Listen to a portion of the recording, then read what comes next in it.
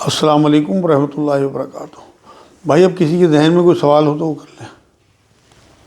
کیا تقسیم سے پہلے بہنیں حصہ معاف کر سکتی ہیں؟ بڑا اچھا سوال ہے، پہلے ہی پوچھا جا چکا کہ والد کی ڈیتھ کے بعد وراثت ابھی تقسیم نہیں ہوئی، کیا پہلے ہی بہنیں اپنے بھائیوں کو حصہ معاف کر سکتی ہیں؟ بالکل نہیں کر سکتی۔ پہلے حصہ بٹے گا اور اگر جدادیں ہیں تو انہیں بیچا جائے گا یا پھر کسی کے ایک کے حصے میں لگے گی اور بہنوں کو تک وہ کیش پہنچایا جائے گا۔ اس کے بعد وہ کیش اگر کسی اپنے بھائی کو دینا چاہیں، کوئی بھائی ہلکا ہے یا مطلب انہیں لگتا ہے کہ ہمیں ضرورت نہیں ہے تو بالکل دے سکتی ہیں، لیکن پہلے وراثت بٹنا ضروری ہے۔ ہمارے یہاں غلط چلن ہے بالکل، کیونکہ باپ کے مرنے کے بعد تمام حصے بٹنے کے بعد وارثوں تک پہنچ جائیں، اس کے بعد کوئی کسی کو بھی دے۔ آپ کر کے دیکھ لیں اس طرح سے، اگر اس عورت کے پاس آپ نے اپنی بہن کے پاس 5 7 10 لاکھ روپے بھیجے، پھر میں دیکھتا ہوں کہ اس کے ہسبینڈ اور اس کے بچے آپ کو کیسے واپس لینے دیتے ہیں۔ تو اس لیے میرے بہن بھائیوں، یہاں کا معاملہ اپنے حساب سے نہ چلو، بلکہ ہمیں شریعت کے تابع ہونا ہے، شریعت کو اپنے تابع نہیں کرنا۔ کیا لڑکے کو حافظ یا عالم کہنا ٹھیک ہے؟ بہت سے منع کرتے ہیں۔ ان کا سوال یہ ہے، کیا لڑکیوں کو عالم یا حافظہ بنانا ٹھیک ہے؟ بہت سے منع کرتے ہیں۔ بالکل ٹھیک ہے بھائی، آپ یہ دیکھو نبی اکرم صلی اللہ علیہ وسلم کی ایک وائف حضرت عمر کی بیٹی پڑھ کے نہیں آئی تھی تو وہ انہیں اللہ کے رسول صلی اللہ علیہ وسلم نے ٹیوشن لگا کے پڑھوایا۔ حضرت عائشہ اور ایک دو لیڈی اور حضور اکرم صلی اللہ علیہ وسلم کی جو وائف تھی ازواج مطہرات، وہ حافظہ تھی قرآن کی، تو بالکل حفظ بھی کرانا چاہیے اور انہیں عمل بھی کرانا چاہیے، اس میں بالکل کوئی حرج نہیں ہے۔ منع کرنے تو لوگوں کو حضور نے فرمایا تمام مسلمان مرد عورت پہ علم کا حصول فرض ہے، تو اس لیے چاہے وہ دنیاوی علم ہو چاہے دینی علم ہو، عورتوں کا بھی بالکل اتنا ہی حق ہے علم پہ جتنا مردوں کا حق ہے۔ سنا ہے آپ مدرسوں کو زکوٰۃ نہیں دیتے، کیوں؟ اچھا بھائی، یہ بہت ان کا سوال یہ ہے کہ میں مدرسوں کو زکوٰۃ نہیں دیتا، اس کی وجہ کیا ہے؟ یہ غلط بات مشہور کر رکھی معاشرے میں میرے بارے میں بالکل مدرسوں کو زکوٰۃ دیتا ہوں، بس میرا ڈھنگ دوسرا ہے۔ میں نے کئی مدرسوں سے الحمدللہ پورے سال کے لیے بچوں کی کفالت جو ہے وہ لے لی، اور میں پورے سال کی ان کی فیس اور کھانے پینے کا خرچہ ایک ساتھ اس لڑکے کے نام پہ وظیفہ کر دیتا ہوں، اور پھر اس کے ذریعے سے اسے ہر مہینے فیس بھی اس کی جمع ہوتی رہتی ہے اور اس کے کھانے کے پیسے بھی جمع ہوتے رہتے ہیں۔ الحمدللہ میں نام تو نہیں بتا سکتا، لیکن کئی بچوں کی اس طرح سے کفالت کا معاملہ جو ہے، کیونکہ جو یتیم بچے ہیں یا جو غریب بچے ہیں مستحق، انہیں زکوٰۃ لگے گی مدرسے کے بچوں کی، لیکن جو ڈھنگ ہمارے ہاں زکوٰۃ کا مدرسوں میں بنا لیا گیا، بس میں اس سے مطمئن نہیں ہوتا، اس وجہ سے میں زکوٰۃ ڈائریکٹ نہیں دیتا، بلکہ اس طرح سے دیتا ہوں کہ مجھے لگتا ہے کہ یہ زیادہ طریقہ ٹھیک ہے کہ میں مستحق تک اس کی زکوٰۃ پہنچاؤں اور ان کی کفالت لے لوں۔ پورے سال کا خرچہ الحمدللہ میں اٹھاتا ہوں، اور آج بھی الحمدللہ میرے پاس کئی بچوں کے اس طرح کے خرچے ہیں۔ 1 لاکھ روپے ہیں، پڑوسی کے لڑکے کو فیس جمع کرنی ہے، پریشان ہے، میں عمرہ کروں یا فیس دوں؟ بڑا اہم سوال ہے بھائی ان کا، کہ 1 لاکھ روپے ان کے پاس ہیں، عمرہ کرنے کا دل ہے، پڑوسی کے لڑکے کو فیس میں پیسوں کی ضرورت ہے، عمرہ کریں یا فیس دیں؟ میرے نزدیک تو فیس دینی چاہیے بھائی۔ اس ٹائم امت کا حال یہ ہے کہ نالیوں میں کیڑے مکوڑوں کی زندگی جی رہے لوگ، اور انہیں جن لوگوں کے پاس وسائل نہیں ہیں وہ پڑھنا چاہتے ہیں، اور جن کے پاس وسائل ہیں ان کے بچے پڑھنا نہیں چاہتے۔ تو آپ کو تو عمرہ جو ہے انشاءاللہ اللہ اسی برکت سے یہی لڑکا آپ کو عمرہ کرا دے گا، یا آپ کو اللہ اور ایسا نواز دے گا کہ آپ عمرہ کیا حج کر لو گے انشاءاللہ۔ مگر فی الحال میرے نزدیک تو آپ کو اس بچے کی فیس جمع کرا دینی چاہیے، اور اگر آپ کا حساب پھر بھی نہیں بنتا ہو تو بھائی اس کو آپ ہمارے ہاں روحانی مرکز بھیج دیں، انشاءاللہ ہم سے جو بن پڑے گا ہم کریں گے انشاءاللہ۔ بچوں کو پڑھانے کے لیے ہماری طرف سے بالکل کھلی چھوٹ ہے۔ میں پہلے بھی ویڈیو میں کہہ چکا کہ آپ لوگ بالکل ہمارا صرف پتہ دے دیا کریں، کسی کو نہ انشاءاللہ اس کی عزت نفس مجروح ہوگی، ہم کسی کو نام تک نہیں بتاتے، اور چپ چاپ جو ہے ان لوگوں کا کام کرا دیتے ہیں۔ الحمدللہ ہمارے پاس ایسی ٹیم ہے، ایسے لوگ ہیں جو اس طرح کی ایجوکیشن کو پورا کرانے کے لیے کامزن ہے الحمدللہ، اللہ کی توفیق سے۔ پرانے کپڑے غریبوں کو دینا ٹھیک ہے؟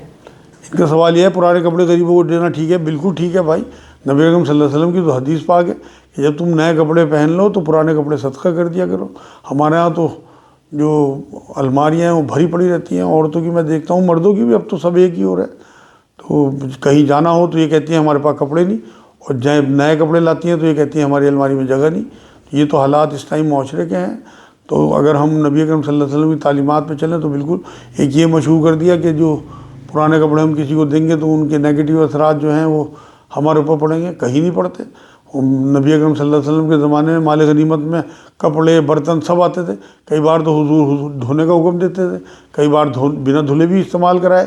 تو ایسا کچھ نہیں ہے، کوئی فرق نہیں پڑتا کہ کسی کی آپ جو ہے وہ برتن کپڑے آپ کے کوئی استعمال کرے گا تو اس کے نیگیٹو اثر آپ کے اوپر آئے گا۔ سب بیکار کی باتیں ہیں، یہ اگر نبی سے ثابت ہوتی تو بالکل میں ہی منع کر دیتا آپ کو۔ غیر مسلموں کے کپڑے اترے پہننا ٹھیک ہے جبکہ وہ شراب پیتے ہیں اور طہارت کا بھی پتہ نہیں ہوتا؟ یہ بھی اسی سے ریلیٹڈ سوال ہے۔ ان کا سوال یہ ہے غیر مسلموں کے کپڑے پہننا اترے ہوئے ٹھیک ہے، کیونکہ آج ہم دیکھتے ہیں نا کہ اس طرح سے لنڈے میں کہ جو کپڑے بکتے ہیں وہ سب دوسرے ملکوں سے لوگ جو ہے لاتے ہیں، اور یہ تو ایک بہت بڑا مارکیٹ ہو گئی اب تو، کہ ان کی جیکٹیں اور ان کے گرم کپڑے تو اکثر سردیوں میں تو نظر آتے ہیں کہ وہاں ٹھنڈ ہوتی ہے ان ملکوں میں، اور وہ لوگ غریبوں کے نام پہ ڈونیٹ کرتے ہیں، تو بلکہ وہ غریبوں تک پہنچنے کی بجائے اس طرح سے لوگ جو ہیں پوری پوری گانٹھیں اور پورے کنٹینر خرید لیتے ہیں اور انہیں پھر یہاں پیسوں میں سیل کرتے ہیں چیزوں کو۔ تو میں نے بھی بتایا کہ نبی اکرم صلی اللہ علیہ وسلم مال غنیمت میں جب کپڑے اور برتن وغیرہ یا اور سامان آتے تھے تو صحابہ کرام میں بانٹتے تھے، تو ان پہ جب کوئی نیگیٹو اثر نہیں ہوتا تھا تو بالکل کوئی حرج نہیں ہے، چاہے وہ کوئی بھی ان کے عمل ہوں، ان کے ہاں طہارت نہیں ہے یا شراب پیتے ہوں، آپ کو زیادہ قباحت آتی ہو تو آپ کو اگر کراہیت آتی ہو تو آپ پاک کر لیں، انہیں دھو لیں ایک بار، پھر آپ انہیں یوز کر لیں، بالکل کوئی حرج نہیں ہے بھائی، کوئی منائی نہیں ہے اسلام میں اس طرح سے۔ کیا امریکہ کی آگ عذاب خدا ہے؟ ہم کیا کریں اس موقع پر؟ بڑا اچھا سوال ہے آج سے ریلیٹڈ ان کا۔ اصل میں جو امریکہ میں آگ لگی ہوئی ہے اس کے بارے میں پوچھا کہ کیا وہ عذاب ہے اللہ کا اور ہمیں کیا کرنا چاہیے۔ بھائی اسے آپ عذاب نہیں کہہ سکتے، عذاب تو صرف نبی تو بتا سکتے ہیں کہ وحی کے ذریعے اللہ آگاہ کر دے اپنے نبی کو کہ عذاب ہے، آزمائش ہے، کیا ہے۔ ہم تو اسے آزمائش ضرور کہہ سکتے ہیں، کیونکہ آج اصل میں جس دور میں ہم چل رہے ہیں اس میں فلسطین پہ بہت زیادہ ظلم ہوا اور اس میں امریکہ کی تائید حاصل تھی اسرائیل کو، تو اس سے ریلیٹڈ یہ معاملہ زیادہ پوچھا جاتا ہے۔ تو میرے خیال میں تو یہ اس سے نہیں جوڑنا چاہیے، کیونکہ آپ یہ دیکھیں کہ امریکہ میں سب سے زیادہ پروٹیسٹ بھی ہوئے اسرائیل کے خلاف، حالانکہ وہاں کے لوگوں نے ساتھ بھی دیا لیکن پروٹیسٹ بھی انہی لوگوں نے کیے، لاکھوں لوگوں نے وہاں جلوس نکالے اسرائیل کے خلاف اور فلسطین کے حق میں نعرے لگائے۔ تو یہ اللہ کی طرف سے آزمائش تو ہو سکتی ہے۔ اب اس طرح تو پیچھے کئی سال پہلے پاکستان میں زلزلہ آیا تھا اور اس میں بے انتہا لوگ مارے گئے تھے، انڈونیشیا میں بہت زبردست سونامی آئی تھی، وہ مسلمان ملک ہے، تو انہیں بھی آپ عذاب سمجھیں گے؟ یہ سب اللہ کی طرف سے آزمائش ہے۔ عذاب کا معاملہ وحی کے ساتھ اب کوئی پکا نہیں کہہ سکتا کہ وہ بند ہو چکا، کیونکہ وحی نبی پہ آتی تھی اور نبی جو ہیں وہ اللہ کے نمائندے ہوتے تھے، اللہ نبی کے ذریعے تو یہ بات کہلوا سکتا تھا کہ یہ عذاب ہے یا آزمائش ہے، لیکن اب کوئی پکے طور پہ یہ بات نہیں کہہ سکتا۔ اور ہمارا کیا عمل ہونا چاہیے؟ بھائی ہم تو اس نبی کے ماننے والے ہیں صلی اللہ علیہ وسلم جو فتح مکہ پہ ان تمام لوگوں کو جنہوں نے معاف کر دیا، جنہوں نے حضور اکرم صلی اللہ علیہ وسلم کے خاندان کے لوگوں کو قتل کیا، اذیتیں پہنچائی، خود حضور اکرم صلی اللہ علیہ وسلم پہ کیسے کیسے ظلم ڈھائے، ان کے بچوں پہ کیسے کیسے ظلم ڈھائے، تو نبی نے تو ایک جھٹکے میں اس دن کو رحمت کا دن کہہ دیا تھا۔ تو آپ بھی ان لوگوں کے لیے صرف دعا کریں اور ان کی ان حرکتوں کو اللہ کے واسطے اس ٹائم سامنے نہ لائیں، بلکہ انسانیت اس ٹائم پریشانی میں ہے، پوری دنیا میں جو افراتفری کا عالم ہے۔ ہمارا مذہب جو ہے مرسی کا مذہب ہے، رحمت کا مذہب ہے، ہمیں تو تمام انسانوں کے لیے دعا کرنی چاہیے، انسانیت کے لیے، کیونکہ آج وہاں ہے یہ اللہ کی طرف سے میرے نزدیک تو ایک الارم ہے، وہ اللہ چونکانا چاہتا ہے، جیسے ڈرانا چاہتا ہے، اس طرح کی چیزیں بھیج کے کہ اب بھی ڈر جاؤ، اب بھی سنبھل جاؤ، اب بھی لوٹ آؤ، اب بھی توبہ کر لو، ابھی بھی موقع ہے۔ تو یہ صرف قیامت سے آنے سے پہلے کی ساری یہ چونکانے والی چیزیں ہیں میرے نزدیک۔ تو میں تو اسے عذاب نہیں کہہ سکتا بھائی، مجھے ڈر لگتا ہے ان باتوں سے۔ ناپاکی کے دنوں میں عورت کو کیا ویکسین کرانا منع ہے؟ ان کا سوال یہ ہے ناپاکی کے دنوں میں کیا عورت ویکسین نہ کرائے؟ بالکل کرا سکتی ہے، کوئی حرج نہیں ہے۔ ناپاکی کی حالت میں صرف قرآن کو چھونا اور نمازیں پڑھنا منع ہے، باقی زبان پاک ہوتی ہے، دعائیں بھی پڑھ سکتی ہے اور سب کام جو بھی دنیاوی کام ہیں، کھانا پکانا ہے کچن میں، سب کام کر سکتی ہے، اور جو اپنے فیشن کے کام ہیں وہ بھی، لیکن صرف اور صرف قرآن چھونا اور نماز پڑھنا۔ مسجد میں بھی جا سکتی ہے، حج وغیرہ کے جو ارکان ہیں وہ نہیں کر سکتی، جیسے طواف زیارت وغیرہ طواف نہیں کر سکتی، باقی تو اور سب کچھ جائز ہے بالکل، کوئی منع نہیں ہے بھائی۔ کیا زکوٰۃ کے پیسوں سے سگے بھائی کا قرض اتار سکتے ہیں؟ بڑا اچھا سوال ہے ان کا سوال یہ ہے کیا زکوٰۃ کے پیسوں سے سگے بھائی کا قرض اتار سکتے ہیں؟ بالکل بھائی، سب سے پہلے آپ کی زکوٰۃ پہ حق ہی آپ کے بہن بھائیوں کا ہے۔ اگر آپ کا بھائی قرض دار ہے اور آپ لکھوں پتی ہیں تو آپ کا بیکار ہے لکھ پتی ہونا۔ سب سے پہلے اپنے بھائی کا قرض اتاریں آپ اپنی زکوٰۃ سے، کیونکہ زکوٰۃ کا معاملہ یہ ہے کہ سب سے پہلے اپنے قریبی رشتہ دار، اس کے بعد دور کے رشتہ دار، اس کے بعد پڑوسی، اس کے بعد محلے والے، اس کے بعد شہر والے، اس کے بعد اسٹیٹ ضلع والے، اس کے بعد اسٹیٹ والے، اس کے بعد ملک والے، اس کے بعد پھر غیر ملکوں میں۔ ایک صاحب نے مسجد کے لیے زمین کا وعدہ کیا، ہم نے تعمیر کے لیے چندہ کر لیا، اب وہ مکر گئے، کیا کریں؟ ان کا سوال یہ ہے کہ مسجد کے لیے کسی نے زمین کا وعدہ کیا، انہوں نے اس بیس پہ پیسے اکٹھے کر لیے لوگوں سے اور اب وہ مکر گئے زمین دینے سے، تو یہ کیا کریں؟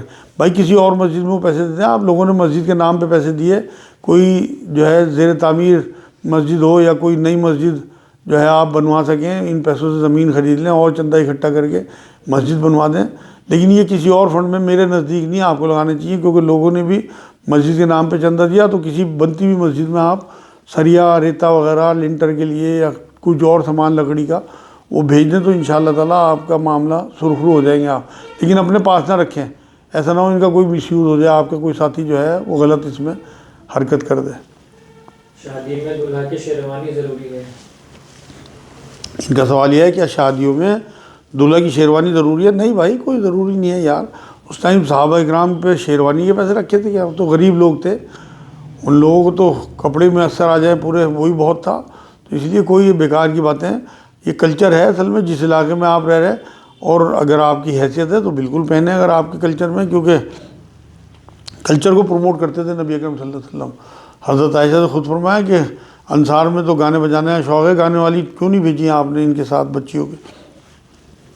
تو جو جہاں کا کلچر ہو اسے پروموٹ کرنا چاہیے۔ اگر آپ کے ہاں شیروانی پہنی جاتی ہے تو اس میں کوئی آپ یہ نہ دیکھیں، نبی نے کہیں منع نہیں کیا کلچر کو اپنانے کو۔ شادی میں گانا بجانا کرنا ٹھیک ہے؟ ان کا سوال یہ ہے شادیوں میں گانا بجانا کرنا ٹھیک ہے؟ بالکل ٹھیک ہے، کوئی حرج نہیں ہے، نبی نے تو فرمایا کہ غیروں کی اور مسلموں کی شادیوں میں فرق ہی گانے بجانے کا ہے، تو گانا ضروری ہے کہ آپ جو ہے اپنے طریقے سے، مطلب ولگر نہ ہو گانے، فلمی گانے اس طرح کے کہ جو ایک دوسرے کی جینس کو ابھارتے ہوں، اور عورت مرد کا خلط ملط نہ ہو، بلکہ عورتیں عورتوں میں گانے بجانے کریں اور مرد مردوں میں، تو بالکل کوئی حرج نہیں ہے۔ ہمارے یہاں بہت زیادہ سختی ہو گئی اصل میں، جن چیزوں پہ سختی ہونی چاہیے ان پہ تو کوئی دیکھتا نہیں، اولاد پڑی ہوئی سوتی رہے گی، باپ صبح و فجر میں مسجد چلا جائے گا، کبھی اٹھاتا بھی نہیں انہیں، جو پتہ ہے کہ دوزخ کے دروازے پہ نام لکھ دیا جاتا ہے، جان بوجھ کے نماز چھوڑنے والے، ان چیزوں میں سارا کا سارا دین جو ہے تلاش کرتے ہیں۔ یہ سب بھائی میرے مچھر چھاڑنے والی بات ہے، ان چیزوں میں کچھ نہیں رکھا، بلکہ چھوٹے موٹے اس طرح کے فنکشن شادیوں میں ہونے چاہیے، اس سے بچے بھی خوش ہوتے ہیں اور پتہ بھی لگتا ہے کہ ان کے ہاں خوشیاں منائی جا رہی ہیں۔ ادھار لے کر جو واپس نہ کرے اس سے کیسے نمٹیں؟ ان کا سوال یہ ہے ادھار لے کر جو واپس نہ کرے اس سے کیسے نمٹیں؟ بھائی اس کے سر پہ کھڑے ہو جاؤ، قرآن میں تو اللہ نے اجازت دی کہ بھائی جو اگر کوئی تمہارے سے مال لے لیں، ویسے تو یہ غیر مسلموں یہودیوں کے بارے میں، اہل کتاب کے بارے میں کئی بات، لیکن یہ سب کے لیے جو ہے نظیر ہے کہ ان کے سر پہ کھڑے ہو جاؤ جا کے، آپ بار بار انہیں وہ جو ہے وہ ٹوکو، بتاؤ لوگوں کو کہ بھئی یہ میرے پیسے نہیں دے رہا، تو کوئی حرج نہیں ہے اس میں۔ اگر آپ نے کسی کو مال دیا یا ادھار دیا تو آپ، اور ویسے سنت یہ بھی ہے نبی اکرم صلی اللہ علیہ وسلم کی، حضور کسی کو قرض دیتے تھے تو قرض دار کو آتا دیکھ کے چھپ جاتے تھے، کیونکہ حضور کو پتہ تھا کہ اس کے حالات ہیں نہیں ہیں، تو اگر کسی کے حالات نہیں ہوں، اگر آپ معاف کر دیں گے تو اور بہت بڑی سنت ہے۔ لیکن اگر کوئی آپ کو بیوقوف بنا رہا ہے، اس کے حالات ہیں اور وہ پیسے نہیں دے رہا، تو بالکل اس کے سر پہ جا کے کھڑے ہو جاؤ، بار بار اسے ٹوکو، جس سے کہ اسے شرم آئے اور وہ کوئی نہ کوئی وعدہ کرے اور اس وعدے پہ پیسے دے آپ کے۔ کیا اللہ چھوٹے چھوٹے معصوم بچوں کو فوت ہونے سے روک نہیں سکتا؟ میرا سوال یہ ہے کہ کیا اللہ چھوٹے چھوٹے معصوم بچوں کو فوت ہونے سے روک نہیں سکتا؟ نہیں، چاہے تو کیوں نہیں روک سکتا میرے بھائی، مگر اس کی یہ اس کا کارخانہ ہے، اسے پتہ ہے کس طرح چلانا ہے۔ اب اپنے چھوٹے چھوٹے معصوم بچوں کے ذریعے اگر وہ اپنے بڑے بڑے جو اس کے بندے ہیں انہیں جنت نصیب کرنا چاہتا ہے، تو آپ کا کیا نقصان ہے اس میں؟ سورہ کہف سے یہ بات ثابت ہو گئی کہ اللہ جو ہے بہت سارے بچوں کو فوت کر کے اس کے ماں باپ کی حفاظت کرتا ہے ان کے، اور مان لو کسی کہ چھوٹے چھوٹے بچے فوت ہو گئے ہوں تو اس کے لیے جنت واجب کرنے کی حدیثیں بھی ہیں. تو اس لیے یہ تو اللہ کی آزمائش کا حصہ ہے میرے بھائی. اگر آپ کی نظر میں 60-70 سال کی زندگی ہوگی نا پھر تو یہ چیزیں آپ کو عجیب لگیں گی. لیکن اگر یہ آپ کی نظر میں کروڑوں اربوں خربوں سال کی زندگی ہوگی نا، اللہ نے دی اولاد آپ کو، آپ نے خوشیاں منائی، اب اللہ نے لے لی تو آپ غم کیوں کر رہے ہیں؟ آپ جب یہ مانتے ہو اللہ کی دی ہوئی ہے تو بالکل وہ اگر آپ کو اولاد کے ذریعے سے آزما رہا تو اپنا وعدہ پورا کر رہا. جب وہ صحابہ کے پاس اس طرح کی آزمائش کوئی آتی تھی تو وہ تو یہی کہتے تھے کہ ہمارے اللہ کا وعدہ سچا ہے، اس نے کہا ہمیں کہ میں جان کے مال کے نقصان سے تمہیں آزماؤں گا. تو اللہ آزما رہا تو وہ تو اپنا وعدے کا پکا ہے. تو آپ لوگوں کا ایمان اتنا قوی کیوں نہیں ہوتا؟ آپ اس ٹائم ہائے توبہ اس طرح کی بات کیوں سوچتے ہو کہ اللہ روک نہیں سکتا؟ چاہے تو روک سکتا ہے مگر نہیں روکتا وہ. تو اس لیے جو اللہ کر رہا، اللہ کبھی غلط نہیں کرتا، جو کرتا ہے اللہ کرتا ہے، اور اللہ جو کرتا ہے ٹھیک کرتا ہے. یہ ایک واصف علی واصف صاحب میرے استاد تھے، ان کی کتاب میں نے جملہ پڑھا تھا.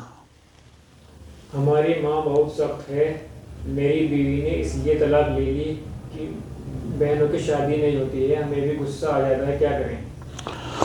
بڑا اہم سوال ہے بھائی ان کا. ان کی ماں جو ہے وہ سخت ہے اور لڑ کے اس کی وجہ سے ان کی بیوی نے طلاق لے لی، بہنوں کے رشتے نہیں آتے، انہیں ماں پہ غصہ بھی آتا ہے، کیا کریں؟ بھائی اپنی ماں کو کسی دیندار آدمی سے سمجھواؤ. نبی نے فرمایا کہ 2 جبڑوں کے بیچ میں جو چیز ہے اگر اس کی ضمانت تم دے دو تو میں تمہیں جنت کی ضمانت دیتا ہوں. تو میرے نزدیک تو آپ کی زبان ہی جنت ہے، آپ کی زبان ہی دوزخ ہے. اگر آپ نے اسے کنٹرول کر لیا تو انشاءاللہ بہت آسانی سے، نبی کا وعدہ ہے. تو آپ کو اپنی ماں کے سامنے بے حرمتی تو ان کی نہیں کرنی چاہیے. ہو سکتا ہے ان کے دماغ میں کچھ کمی ہو، علاج کرائیں ان کا، یا پھر کسی بڑے بزرگ سے انہیں سمجھوائیں. کوئی اور تمہیں ایسی کوئی دیندار عورت ہو آپ کے، اس میں کوئی رود ہو کے کوئی ڈرامہ کر کے تھوڑا بہت، کیونکہ اس طرح تو جب گھر بدنام ہو جاتا ہے نا کہ ہاں تو ان کے ہاں تو لڑائی بہت ہے یا ان کی ماں بہت سخت ہے، تو کوئی ایسے گھر سے بچے نہیں لینا چاہتا، نہ شادی اپنا اپنی بچیوں کو دینا چاہتا ہے، نہ ان کی بچی لینا چاہتا ہے. تو اس لیے اس ساری ذمہ داری آپ کی مدر کے اوپر جا رہی، اور وہ اپنے لیے دوزخ کا ایندھن اکٹھا کر رہی. تو انہیں پیار سے سمجھواؤ کسی سے، اور اگر آپ آس پاس رہتے ہو تو میرے پاس لے آؤ اپنی مدر کو. میں کوشش کروں گا، اللہ سے دعا بھی کریں گے اللہ پاک انہیں ہدایت دے. فی الحال تو آپ سجدے میں ان کے لیے دعا کرو. مان لو آپ کی مدر کا نام آمنہ ہو اور آپ کے نانا کا نام صغیر ہو تو اللہم دیہی آمنہ بنت صغیر، اللہم دیہی آمنہ بنت صغیر. یہ سجدے میں دعا کرنا بھائی، چاہے نمازوں کے سجدے ہوں اور چاہے ویسے سجدہ کریں. کیا جنت دوزخ کا انکار کفر ہے؟ ان کا سوال یہ ہے کیا جنت دوزخ کا انکار کفر ہے؟ بالکل بھائی کفر ہے، کیونکہ ان پہ تو ایمان لانا بہت ضروری ہے. قرآن بھی کہتا ہے، نبی اکرم صلی اللہ علیہ وسلم کی حدیث بھی ہے، جسے حساب کتاب پہ یقین نہیں ہے اس کا کیا ایمان. اصل تو یہی ہے کہ ہم وہاں اللہ کے آگے کھڑے ہونا ہے. ہم نے، جس نے ہمیں ہماری مرضی کے بنا بھیج دیا تو کسی مقصد کے تحت تو بھیج دیا. تو اگر ہم جنت دوزخ کو ہی نہیں مانیں گے تو ہم اس طرح کے عمل ہی نہیں کر پائیں گے. پھر تو ہماری کیا آخرت بنے گی؟ اور جس کی آخرت پہ یقین نہیں ہے اس کا کوئی ایمان نہیں ہے.